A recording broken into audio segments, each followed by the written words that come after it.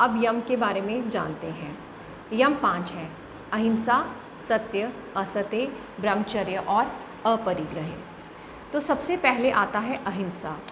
कहा गया है, आत्मनः प्रतिकूलानि परेषां न समाचरेत्। Do not do unto others which you would not like to do unto you. दूसरों के साथ ऐसा व्यवहार कदापि ना करें जो स्वयं के लिए अच्छा ना लगे। यम और नियम, इन दोनों को सार्वभौमिक महाव्रत कहा गया है, क्योंकि ये देश, काल, समय, जाति, इनके बंधनों से ऊपर उठ के इनका जो है वह पालन करना चाहिए। अहिंसा 3 लेवल पे की जाती है। पहले है मानसिक अहिंसा। जैसे अगर हमने किसी ने हमें कुछ कह दिया और हम वो जो उसका परेशानी है, वो जो उसकी नेगेटिविटी अपने मन में ना लेकर हम अपने मन को प्रसन्न रखें। हम ये सोचें कि ये थॉट मुझे जो है वो बहुत परेशान कर रहा है और मैं इस थॉट को अपने माइंड में जगह नहीं दे सकता या नहीं दे सकती, तो ये अपने साथ मानसिक अहिंसा है। और अगर हम कुछ ऐसा कठोर वचन किसी को कहते हैं कि किसी के माइंड में स्ट्रेस होगा, डिप्रेशन होगा, तो वो मानसिक हिंसा का शिकार होगा। इसी तरह शारीरिक अहिंसा। शारीरिक अहिंसा मीन्स किसी को शारीरिक रूप से मारना, पीटना, इस चीज़ का त्याग करना। आजकल हम लोग एक दूसरे को तो नहीं मारेंगे क्योंकि हम बहुत सभ्य समाज से जुड़े हैं, पर कई बार हम अपने बच्चों पे हाथ उठा देते हैं क्योंकि वे कमज़ोर हैं। पर हम लोगों को इसके लिए भी अपने आप को थोड़ा सेल्फ कंट्रोल डेवलप करना चाहिए कि अपने बच्चों को भी हम ना मारें। तीसरी जो है लेवल, वो है वाचिक अहिंसा, कि मुंह से हमेशा ऐसे शब्दों का प्रयोग करें जो कि सच हो, किसी का दिल ना दुखाएं, हित के लिए हों, समाज के हित के लिए हों। और जो मैंने बात ये कही कि ये सार्वभौमिक महाव्रत है, कि जैसे कई बार हम ये कहते हैं कि मैं हरिद्वार जाऊंगा तो वहाँ पर जाके मैं हिंसा नहीं करूँगा, मीन्स वहाँ पे मैं अगर मांसाहार है, नॉनवेज है, वो मैं नहीं खाऊँगा, लेकिन मैं जलंधर में खाऊँगा। तो ये देश जो हमने अहिंसा का पालन करना है, वो हमने इसके सीमा से परे कि मैं कहीं भी होऊंगा या मैं कहीं भी होंगी, मैं जो है मांसाहार नहीं खाऊंगी या मैं हिंसा है वह नहीं करूंगी, चाहे वह कायिक हो, चाहे वह वाचिक हो, चाहे वह मानसिक हो। इसी तरह जाति, कई बार हम कहते हैं हम अंडा खा लेते हैं पर हम मांसाहार नहीं खाते, तो ये जातिगत हिंसा हो गई। और उसके अलावा समय के अनुसार या काल के अनुसार हम देखते हैं कि आज एकादशी है तो आज मैं हिंसा नहीं करूँगा, क्रोध नहीं करूँगा, लेकिन आज नॉर्मल डे है तो मैं क्रोध कर सकता हूँ या कर सकती हूँ। तो हमें इन सब बंधनों से परे होकर हमें अहिंसा को हमारी लाइफ में अप्लाई करना है। और इसका फल जो कहा गया है कि अहिंसा प्रतिष्ठायाम तत्सन्निधौ वैरत्याग, कि जो मनुष्य अहिंसा का पालन करता है तो इसको प्रतिष्ठित होने पर अगर आपके साथ, उस योगी मनुष्य के साथ कोई अन्य मनुष्य भी आकर बैठ जाए, उसके संग से भी वह भी अहिंसा का पालन करना शुरू कर देगा। और ऑटोबायोग्राफी ऑफ योगी में एक वर्णन है कि कई योगी ऐसे हुए हैं कि जिनके पास आने से शेर, चीते आदि हिंसक पशु भी जो अपनी हिंसा छोड़ देते थे। तो मानसिक अहिंसा के बारे में एक बात ये है कि कई बार हम लोगों को लगता है कि दूसरे को अपशब्द कहने से या दूसरे को उसकी गलती रियलाइज़ करवाने से हमें ऐसा लगेगा कि हाँ ये अपनी गलती मान लेगा, पर ऐसा नहीं है। व्यवहार में देखा गया है कि कोई भी इंसान अपने आप को गलत नहीं समझता। हम किस अपराधी को भी अगर कहेंगे कि तुमने अपराध किया तो वो कोई रीज़न बताएगा या वो कहेगा कि मैं तो बहुत इनोसेंट हूँ, मैं तो ऐसा क्राइम कभी कर ही नहीं सकता। तो किसी को भी कुछ अपशब्द कह के किसी चीज़ को रियलाइज़ करवा के भी कोई बेनिफिट नहीं रहता है। तो इसीलिए बेटर ये रहता है कि हम किसी से भी ज़्यादा कंप्लेंट ना करें, किसी से भी ज़्यादा अपशब्द ना करें और अपने मन को शांत रखें।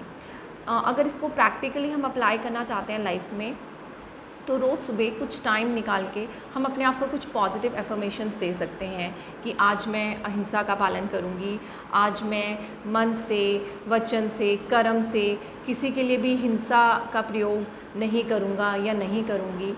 और हम कोई एक अच्छा कार्य जो जिसमें काइंडनेस हो, कंपैशन हो, हम वो कर सकते हैं। या जो ऐसे लोग हैं जो कोई एक्सपेक्ट नहीं करते कि कोई उनको अप्रिशिएट करे, हम उनको अप्रिशिएट करके ऐसे कुछ ये नियम अगर अपने लाइफ में अपना लें तो हम अहिंसा का पालन अपने लाइफ में कर सकते। नेक्स्ट जो महाव्रत है वह है सत्य। जैसा देखा गया, जैसा सुना गया, जैसा जाना, वैसा ही शुद्ध भाव मन में हो, वाणी में हो और उसी के अनुरूप ही हम कार्य करें, उसे ही हम सत्य कहते हैं। हमारी वाणी सर्वभूत हिताय होनी चाहिए, अर्थात सभी प्राणियों के लिए हितकर होनी चाहिए। कभी भी ऐसी बात नहीं करनी चाहिए जिसमें छल कपट हो, धोखा देने की भावना हो या दूसरे को भ्रमित करने की भावना हो। जब हम सच बोलते हैं तो सब लोग हम पे हमारा ट्रस्ट करते हैं और हमारी रिस्पेक्ट करते हैं। दूसरों को ऑनेस्टी दिखाने से पहले हमें खुद अपने आप से ऑनेस्टी, सत्य का व्रत लेना चाहिए। और सत्य का पालन करना हमें बहुत करेजियस बनाता है। कई बार हम ये सोचते हैं कि हम अहिंसा का पालन करेंगे तो हम लोग बहुत डरपोक हो जाएंगे, सब लोग कहेंगे तो डरपोक है, किसी को कुछ कह नहीं सकता या कह नहीं सकती, बट ऐसा नहीं होता। जो सत्य है, अगर हम सच बात किसी को कह रहे हैं तो हम बिना डरे अपनी बात रिस्पेक्टफुली दूसरे को हम उसके सामने रख सकते हैं। जो ये एटीट्यूड है ये हमें बनाता है that we should have courage with kindness. इसके बाद जो इसका थर्ड लिम्ब है वो आता है असत्य। असत्य अर्थात चोरी ना करना। बट हम तो चोरी नहीं करते हैं, हम बहुत सभ्य लोग हैं। तो इसका जो मीनिंग है वो चोरी ना करके ये है कि जो भी आपकी मेहनत की वस्तु है, जो जिसके लिए आपने परिश्रम नहीं किया, जैसे अन्न है, धन है, भूमि है, नारी है, और उसकी इच्छा करना या दूसरे की वस्तु बिना पूछे ग्रहण करना। हमें दूसरों के जो चीज़ें हैं उनकी तरफ ध्यान भी नहीं देना चाहिए और बुद्धि से भी उनको लेने का विचार नहीं करना चाहिए। इसी तरह कुछ लोग जो है वो शुद्ध पदार्थों में मिलावट करते हैं या कम देते हैं, असली के नाम पे नकली वस्तु देंगे, ये भी चोरी का ही भेद है। और कई बार हमारे अंडर कोई व्यक्ति काम करता है और हमें उसे प्रॉपर वेतन भी नहीं देते, तो ये भी असत्य है। सामाजिक, राष्ट्रीय, सर्वहितकारी नियमों का पालन ना करना भी चोरी है। अपने स्वार्थ के लिए समाज और देश की हानि करना, संपत्ति जलाना, गुप्त रहस्यों को प्रकट करना, ये भी असत्य के अंडर आता है। असत्य का फल कहा गया है कि असत्य प्रतिष्ठायाम सर्वरत्न उपस्थानम। जो मन, वचन, कर्म से चोरी का त्याग करता है उसके लिए संसार में अमूल्य रत्न उत्पन्न रहते हैं। इसको अप्लाई करने के लिए सबसे आसान तरीका है कि हमें खुद पे फोकस करना चाहिए, अपनी सेल्फ इम्प्रूवमेंट पे ध्यान दें, अपने आप को पिछले बीते हुए कल से बेहतर बनाने की कोशिश करें। अष्टांग में भी कहा गया है कि व्यक्ति से ईर्ष्या ना करें, कारण के प्रति ईर्ष्या करें कि उसने मेहनत करी है तो वो सफल हुआ है, तो हम भी मेहनत करें। इसके बाद जो नेक्स्ट है पार्ट इसका वह आता है ब्रह्मचर्य। ब्रह्मचर्य के बारे में कहा गया है ब्रह्मचर्य प्रतिष्ठायाम वीर्य लाभ। ब्रह्मचारी मनुष्य का ओज, तेज, कांति, वीर्य, बल और पराक्रम जो है वह बढ़ जाता है। ये 2 लेवल पे काम करता है। एक है पूर्ण ब्रह्मचर्य जिसे आजीवन ब्रह्मचर्य कहते हैं, और दूसरा वैवाहिक ब्रह्मचर्य कि विवाह की मर्यादा में रहते हुए अपने पार्टनर के प्रति लॉयल रहना। इससे एनर्जी कॉन्जर्वेशन में हेल्प मिलती है और यही फिज़िकल एनर्जी, यही मेंटल एनर्जी हम किसी प्रोडक्टिव कार्य में लगा सकते हैं। और ये जो ब्रह्मचर्य है ये सोसाइटी और कम्युनिटी के लिए बहुत इम्पॉर्टेंट है, क्योंकि आज के युग में इतने अपराध बढ़ चुके हैं और अगर सभी ब्रह्मचर्य का पालन करेंगे तो ये सोसाइटी बहुत सुंदर, बहुत ही अच्छी, बहुत ही सेफ़ हो जाएगी। और आजकल जो डिवोर्सेस और एक्स्ट्रा मैरिटल अफेयर इसके केसेस बढ़ गए हैं, इसमें भी लगाम लगेगी। और इसको कैसे अप्लाई कर सकते हैं? इसको हम अप्लाई कर सकते हैं माइंड के डिसिप्लिन से और विल पावर से। और ये एक ऐसा लिम्ब है जो हमें एक बहुत स्ट्रॉन्ग कैरेक्टर देता है।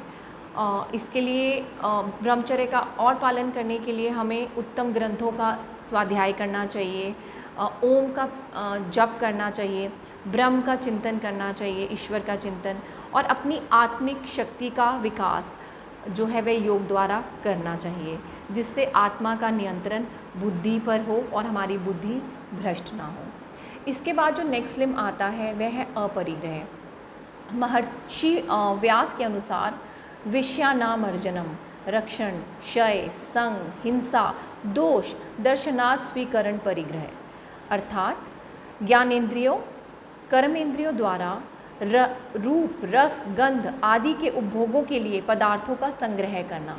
इसका मतलब ये है कि जो हमारी टेम्पटेशंस हैं हम लोगों की, उसके लिए हम बहुत चीज़ें इकट्ठी करते रहते हैं। कपड़े हैं, इतनी अलमीराज में इकट्ठे होंगे, हमारे पास सामान है, बर्तन है, हम मार्केट जाएंगे, फिर हम और शॉपिंग करेंगे। तो ये चीज़ें, इनका जो है संग्रह करना, फिर उनकी रक्षा करना, उसमें और हमें कितना टाइम हमारा वेस्ट हो जाता है उनको ऑर्गेनाइज़ करने में। कई बार एक कपड़ा निकालो तो पूरी अलमारी आपके ऊपर गिर जाती है, जूता मिलता ही नहीं है, एक जूता कहाँ है, एक जूता कहाँ है, और उसके विनाश होने पर फिर दुख होना। ठीक है, तो उन्हें प्राप्त करने के लिए अपनी और अन्यों की हिंसा में सर्वथा दोष देखकर इन पदार्थों को स्वीकार ना करना ही अपरिग्रह है। तो योग दर्शन ये कहता है कि हमें जो है होर्डिंग नहीं ज़्यादा करनी चाहिए, और इसको सबसे अच्छा तरीका है इसको कि लिव विद लेस, कि लेस इज़ ऑलवेज मोर। ये बहुत बात सुना होगा। तो एक वर्ड आता है, उसको हम कहते हैं मिनिमलिज्म, क्योंकि हम लोग जो हैं वो आम इंसान हैं, हम लोगों को अपनी बेसिक नीड्स के लिए चीज़ें भी चाहिए। तो एक मिनिमलिस्टिक लाइफ अपना कर, जितना ज़रूरत है उतना ही अपने पास रख कर हम एक वेल ऑर्गेनाइज्ड और एक परफेक्ट लाइफ जी सकते हैं। और इससे हमें असत्य भी नहीं होगा कि उसके पास ये क्यों है, इसके मेरे पास क्यों नहीं है, क्योंकि I am happy with what I have. और कुछ वाचिक अपरिग्रह भी कहे गए हैं, जैसे फालतू का बोलना नहीं चाहिए, निंदा नहीं करनी चाहिए, वाणी का दुरुपयोग नहीं करना चाहिए, चुप रहना चाहिए, जो हितकर हो, जो सत्य वचन हो वो बोलना चाहिए। और शारीरिक अपरिग्रह कहे गए हैं कि ज़रूरत से ज़्यादा भूमि, धन, धान्य, इन चीज़ों की होर्डिंग नहीं करनी चाहिए। तो और इसका जो फल है वह कहा गया है कि इसकी सिद्धि होने पर योगी को पूर्व जन्म की स्थिति और फ्यूचर को भी वो जान सकता है, उसका